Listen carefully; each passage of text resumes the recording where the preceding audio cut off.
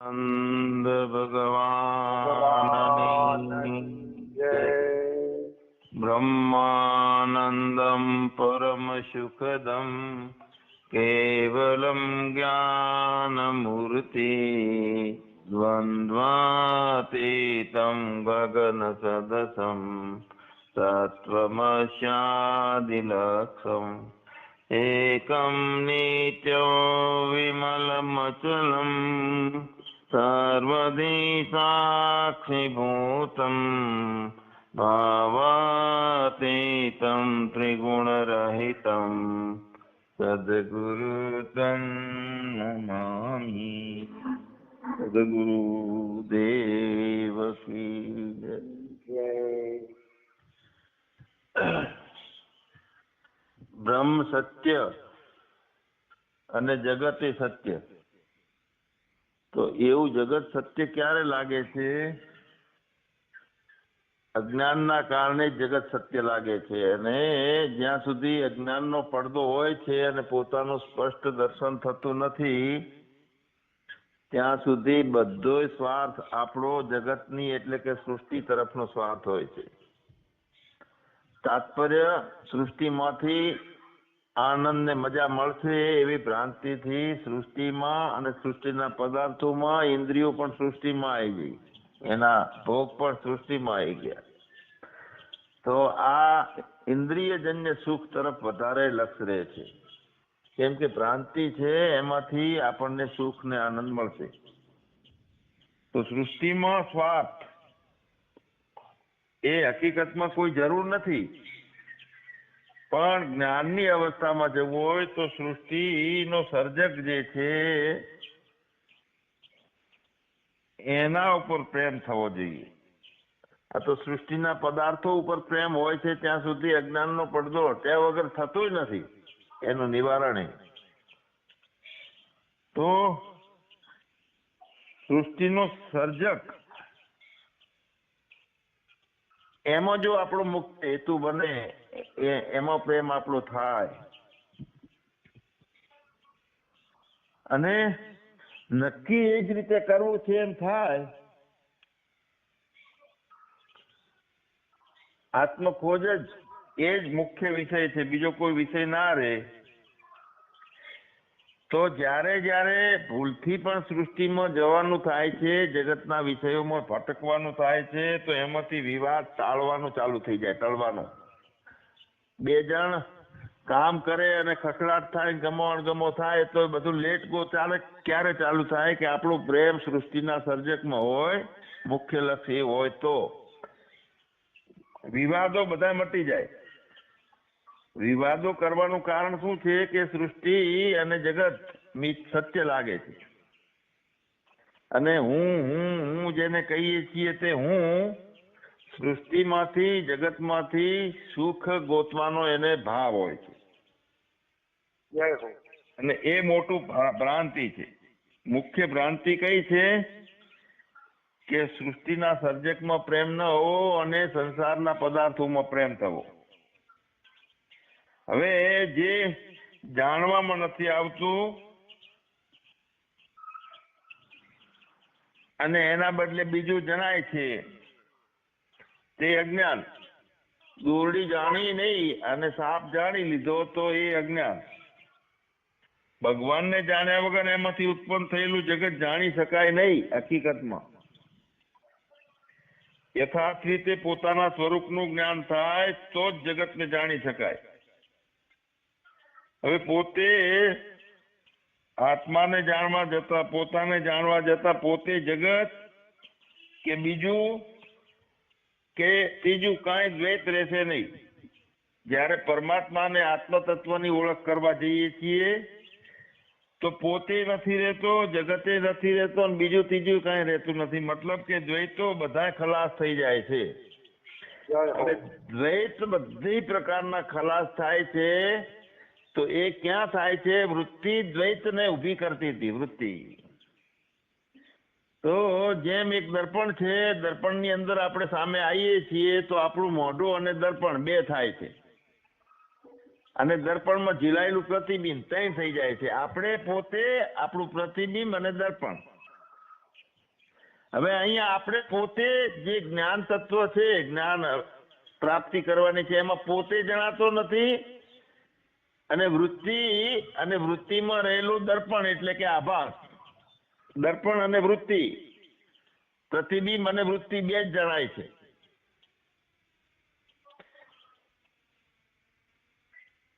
વૃત્તિની સાથે ને સાથે આભાસ છે, અને આભાસમાં પડે છે પ્રતિબિંબ, જગતનું પ્રતિબિંબ, એટલે જગત દેખાય છે, અને એની સામે હું થઈ જાઉં તો એ વૃત્તિ ખલાસ થઈ જાય છે. આભાસમાં હું જ જણાઈ આવું, પોતે આત્મ તત્વ. વૃત્તિની સાથે આભાસ છે, એને આપણે દર્પણ તરીકે આલેખીએ. તો જ્યાં સુધી એ વૃત્તિ શું છે, અનેક પ્રકારના ખેલ કરે છે, જેટલા પદાર્થોને જોવે છે એના આકારની એ બને છે વૃત્તિ, અને એ અનેક આકારની બનેલી વૃત્તિ એનું પ્રતિબિંબ તરત આભાસમાં પડે છે, દર્પણમાં. સામે મને ડોલ દેખાણી છે, તો ડોલ દેખાણી છે ક્યાં? તો ડોલનું પ્રતિબિંબ, વૃત્તિ ડોલ બની અને ડોલનું પ્રતિબિંબ આભાસમાં પડ્યું, ચિદાભાસમાં. હવે ચિદાભાસ અને એની અંદર ડોલ, હવે એમાં આપણે હુંને જાણ્યો નથી, એટલે આપણને ડોલ કામની છે ને મારી છે ને બીજું છે ને એમાં આપણી રામલીલા ચાલુ થઈ ગઈ. તો એ આભાસ શું છે, એની અંદર પ્રતિબિંબ પડે છે, તો કેવી રીતે જણાય છે? તો યથાર્થ રીતે પોતે પોતાને જાણ્યું હોય તો જ પોતે જગતને જાણી શકે, આ બધા પદાર્થોની ઉત્પત્તિને. તો તરત ખ્યાલ આવે કે જેમ વીજળી છે એમાંથી અંધારું નહીં, અજવાળું. વીજળી પોતે ગોળામાં આવી અને અજવાળું બની એટલે બધા પદાર્થો ઉપર પ્રકાશ પડ્યો. હવે અહીંયા વૃત્તિનો પ્રકાશ બધા પદાર્થો ઉપર પડે છે, અને બધા પદાર્થો આકાર વૃત્તિ થાય છે, અને જોડે ને જોડે દર્પણ એટલે કે ચિદાભાસ હોય છે, એમાં પ્રતિબિંબ પડી જાય છે, અને જાણવા વાળો હું છે પોતાને જાણતો નથી, અને પદાર્થ રૂપે જગતને જાણવા લાગે છે. તો હવે વિરોધ થઈ ગયો આ વિદ્યામાં. તો અવિદ્યા અને એક તત્વ વિદ્યા, પોતાની વિદ્યા. તો અવિદ્યા ઊભી છે ત્યાં સુધી જગતના લકીરીઓ જ બને છે, જગતના ભાવો જ બને છે, અને જગતની અંદર હું છું એને ભ્રાંતિ છે, એ હું જગતની અંદર બટકા ભરવા દોડે છે, હજી જો એનો હડકવા મળતો નથી. તો એ અવિદ્યા જે છે, તો એ અવિદ્યાની વિરોધી છે, આત્મવિદ્યા છે, તે આત્મજ્ઞાન છે. તે અવિદ્યાનું કર્મ જે થાય ને એ વિરોધી નથી, એટલે કર્મથી અવિદ્યા દૂર થતી નથી, કારણ કે પોતાનું છોકરું છે. કર્મ અને અવિદ્યા બંને અવિદ્યામાં જ છે. તો કર્મથી અવિદ્યા એટલા માટે દૂર થતી નથી, કર્મથી કઈ ઉત્પન્ન થાય છે, જેમ કે સોનામાંથી વીંટી, માટીમાંથી ઘડો, આ કર્મથી ઉત્પન્ન થાય છે. કર્મથી કઈક સંસ્કારો કરી શકાય છે, જેમ ડોગરમાંથી ચોખા કાઢી શકાય, ઘઉંમાંથી કાંકરા વીણી શકાય. કર્મથી કઈક સંસ્કારો ઉભા થાય છે, અને કોઈ વખતે કર્મથી વિકાર થાય છે. વિકાર થાય એટલે દૂધમાંથી દહીં, એ કર્મ થયું એટલે પરિણામ પામી ગયું, દહીં બની ગયું. અને કર્મથી કંઈક પ્રાપ્ત પણ કરી શકાય છે, કે એક ગામથી બીજે ગામ જવું હોય, અથવા હોતા હોય ને ઉભા થઈને મોબાઈલ લઈને સત્સંગ વાપરવો હોય, તો એ કર્મથી થાય. એટલે કર્મથી ઉત્પત્તિ થાય, કર્મથી સંસ્કાર થાય એટલે કે સંસ્કૃતિ ઊભી થાય, કર્મથી વિકારો થાય એટલે વિકૃતિ ઊભી થાય, અને કર્મોથી મેળવી શકીએ, પ્રાપ્ત કરી શકાય એટલે પ્રાપ્તિ ઊભી થાય. તો ઉત્પત્તિ, સંસ્કૃતિ, વિકૃતિ અને પ્રાપ્તિ, આ ચારે ચાર ધર્મ અવિદ્યાના છે, આત્માના ધર્મો નથી. એટલે કર્મથી આત્માનો સાક્ષાત્કાર થાય નહીં. કોઈ દી દોરડીમાં ભૂલથી જણાતો શ્વાસ, એમાં કોઈ કર્મથી દૂર કરી શકાતો નથી. ફક્ત દોરડીના જ્ઞાનની જરૂર હોય છે. એમ પોતાના હું ને ભ્રાંતિના કારણે દેખાતું જગત,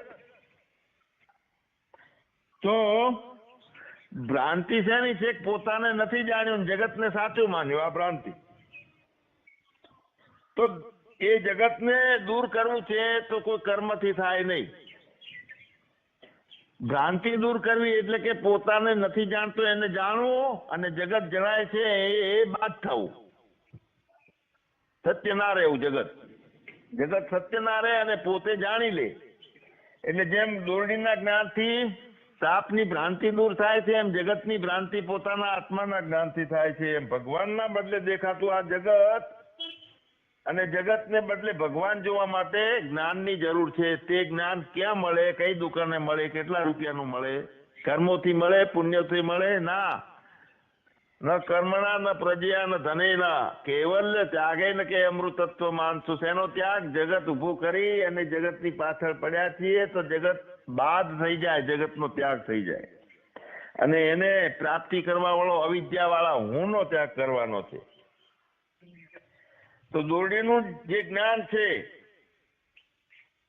તે સાપ દેખાતો હતો, તો હકીકતમાં દોરડી પડી હતી, એના આધારે સંસ્કાર બીજો બની ગયો કે આ સાપ છે. તો અધિષ્ઠાન તો આધાર તો એક દોરડી બની ને. સાપનો અજ્ઞાનનો આધાર દોરડી છે. એટલે કે દોરડીનું જ્ઞાન અને સર્પના અધિષ્ઠાનનું જ્ઞાન બંને એક છે. એમ ભગવાનનું જ્ઞાન અને જગતના અધિષ્ઠાનનું જ્ઞાન, દોરડીનું જ્ઞાન અને સાપના અધિષ્ઠાનનું જ્ઞાન. દોરડીનું જ્ઞાન છે સાપનું અધિષ્ઠાન છે.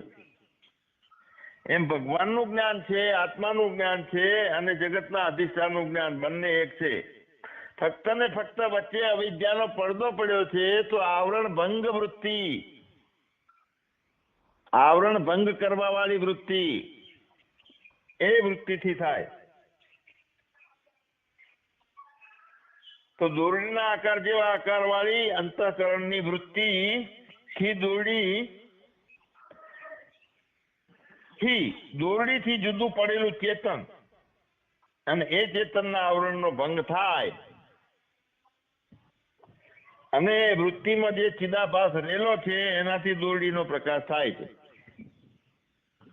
વૃત્તિમાં ચિદાભાસ રહેલો છે એનાથી દોરડીનો પ્રકાશ થાય છે. વૃત્તિમાં જે ચિદાભાસ રહેલો છે એનાથી જગતનો પ્રકાશ થઈ ગયો, પણ વાસ્તવમાં જગત નથી.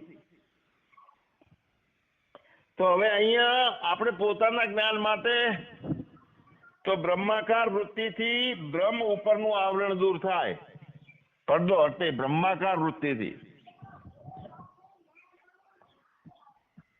વૃત્તિનું જ્ઞાન છે ફક્ત ઇન્દ્રિયો જન્ય વૃત્તિ, પ્રમાવૃત્તિ એટલે આભાસ વૃત્તિ જ્ઞાન. એ ફક્ત જળ દોરડીને જ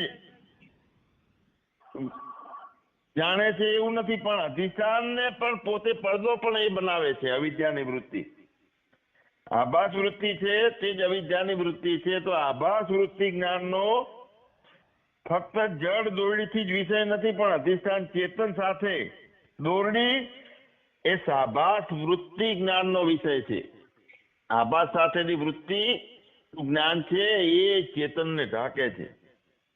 કારણ કે વૃત્તિની અંદર જગત પહેરી ગયું છે, જગતને કાઢવું પડે. જગત સત્ય માન્યું છે એટલે નીકળતું નથી. અસત્ય થાય એટલે જગત મિથ્યા થઈ જાય. વૃત્તિ તો એમને એમ રે બાધિત, આવરણ ભંગવાળી.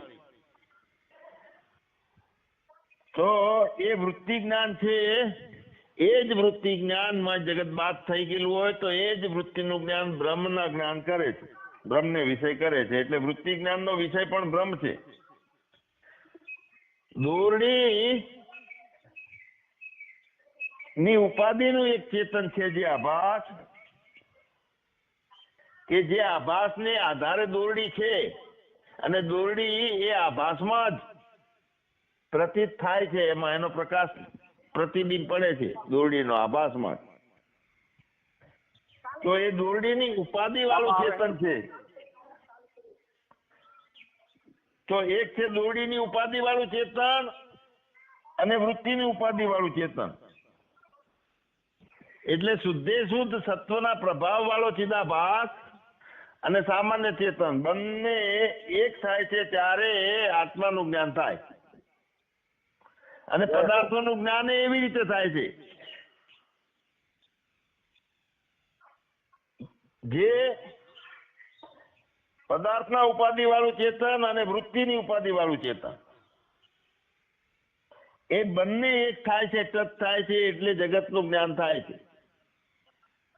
હવે ખરેખર વૃત્તિ જે છે એ અસંગી બની જઈ, એની અંદરથી અવિદ્યા જતી રહેલી છે, આવરણ ભંગ કરવાની તાકાત થઈ ગઈ છે. વૃત્તિમાં સાક્ષી ચેતન જ કલ્પિત જે કઈ જગત ઊભું કરે છે એનું અધિષ્ઠાન છે, સાક્ષી. જો અંતઃકરણની વૃત્તિથી આપણે જોઈએ તો સાપ પણ સાપનું અધિષ્ઠાન દોરડી, તો દોરડી એ અંતઃકરણની વૃત્તિથી છે. તો એ સાપનું અધિષ્ઠાન દોરડી અને દોરડીનું અધિષ્ઠાન સાક્ષી ચેતન, એટલે બંને અજ્ઞાનનું અધિષ્ઠાન સાક્ષી. એટલે જેટલું જેટલું જગત છે, પદાર્થો છે, એ સાક્ષી ભાષ્ય છે. હું અસંગી ભલે થયો પણ જાણનારો હું રહ્યો ને, એટલે જેટલી જેટલી કલ્પિત પદાર્થોનું અધિષ્ઠાન જે છે એ જ કલ્પિતનો દ્રષ્ટા છે.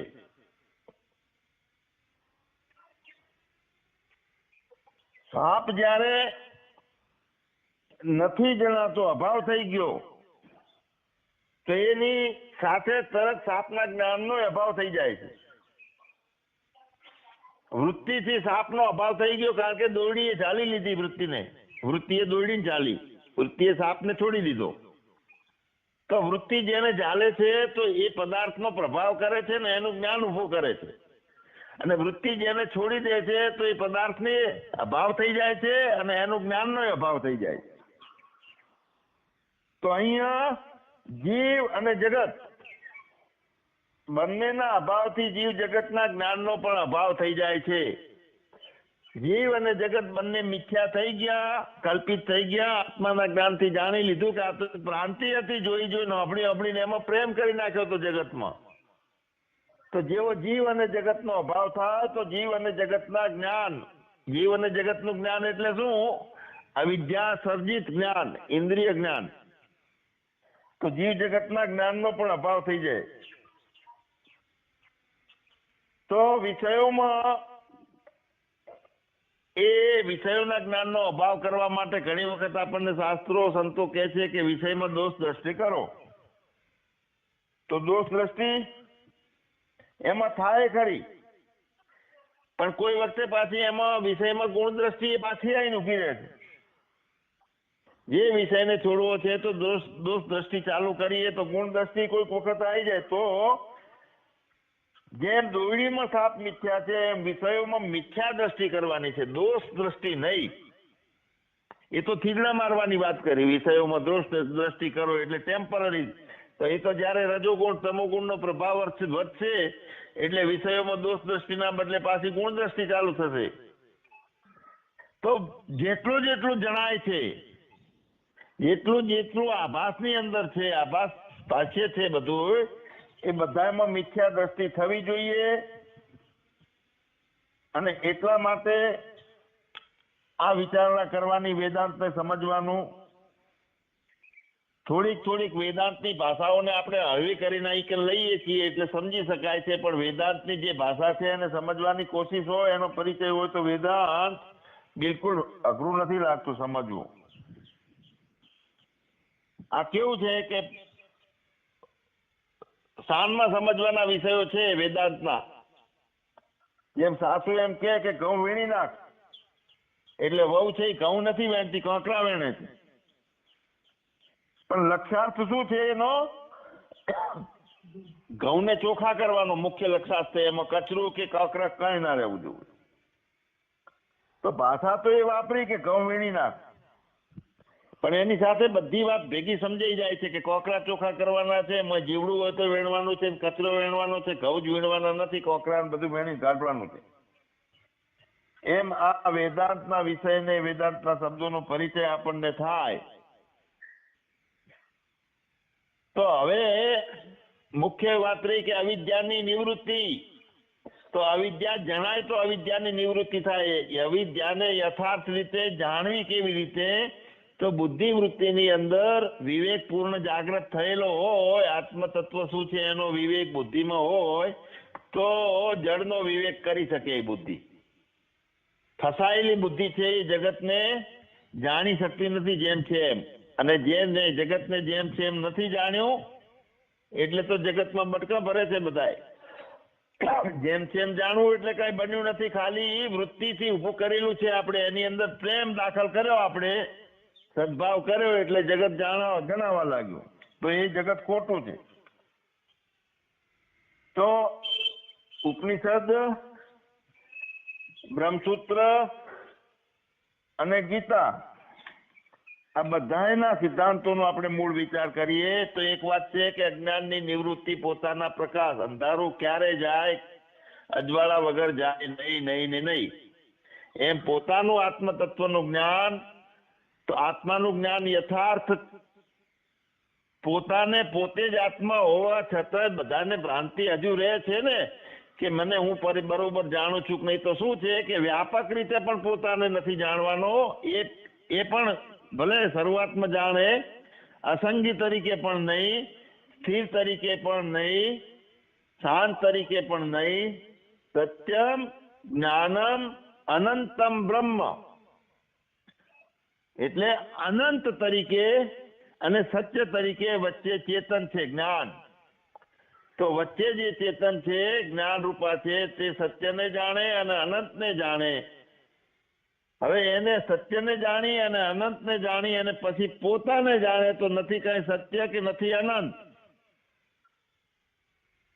તો આ ભિન્નતા, બધી વૃત્તિઓ બનતી બંધ થઈ જાય અને વૃત્તિ બ્રહ્માકાર જ રહે. બ્રહ્મનો આકાર કયો છે? સર્વાકાર, સર્વાત્મ ભાવ, અને કોઈ વૃત્તિ નથી એની અંદર. તો જગત અભિન્ન દેખાય, સાક્ષીપણું પોતાનું છે એ આત્માનો ભાવ છે, બ્રહ્મ ભાવ નથી. પણ છે તો એક જ, બાકી શું કરવાનું છે કે મેરે અપને સિવા કુછ નાહી. જે કઈ જણાય છે એ મારાથી અભિન્ન છે, નોખું નથી, અને હું જ છું. ખાલી વૃત્તિ ઉપર દ્રષ્ટિ કરો, બાકી જગત છે એટલે વૃત્તિ છે. જો જગતના પદાર્થો ઉપર જાઓ છો તો એમાં ભૂલ પડે છે. એ તો પંચીકરણનો થયેલો, બધા 5 મહાભૂતોનું પંચીકરણ અને ગુણો એમાં ભળ્યા એટલે કોઈ જાડાપણું, પાતળાપણું, દ્રવ્યપણું આ બધું ચાલુ થઈ ગયું. સૂક્ષ્મ અને ઉષ્ણ અને શીતળ, ઠંડુ ઠંડુ, એ બધું શું છે? એના ગુણો છે. તો 3 ગુણોના કારણે અને પંચીકરણના કારણે જગત જેમ છે એના બદલે નોખું દેખાય છે. હકીકતમાં પરમાત્મા રૂપે છે, વૃત્તિ છે એ જ જગત છે, અને વૃત્તિ છે એ અવિદ્યાના કારણે હવે પોતાની વિદ્યાનો આવરણ ભંગ થઈ જાય પડદાનો, તો ખબર પડે કે મારા પોતાનામાંથી જ વૃત્તિ ઊભી થાય છે, પણ કોઈ ભ્રાંતિ નથી એટલે વૃત્તિ જગત બનાવતી નથી. જગત યથાર્થ રીતે શું છે એનું જ્ઞાન પોતાના જ્ઞાનથી આવે, અને એવી શુભ વિચારણાથી, ઊંડાણની વિચારણાથી પોતાનું જ્ઞાન અને જગતનું જ્ઞાન બધું યથાર્થ થાય. એટલે કોઈ ભ્રાંતિ રહેતી નથી પોતાના જ્ઞાનમાં. સચ્ચિદાનંદ ભગવાનની જય.